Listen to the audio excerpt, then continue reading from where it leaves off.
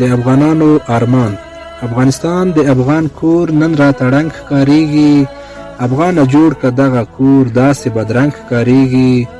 طالبه سوال درته کوم افغان قدرونه په وطن کې ساته. طالبه سوال درته کوم افغان قدرونه په وطن کې ساته. کار ترېنه واخله په کار پوه دي دا وطن پرې ساته.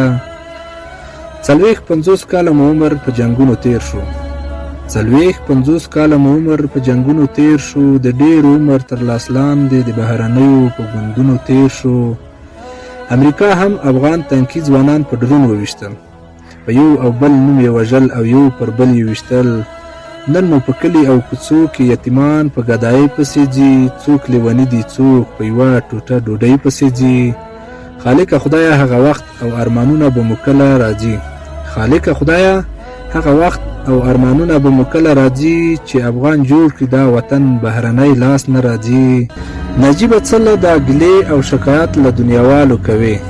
نجیبه څه له دا ګیلې او شکایت له دنیاوالو کوي. افغان خو پړ دی د پیسو په وړاندې ورور مړ کوي.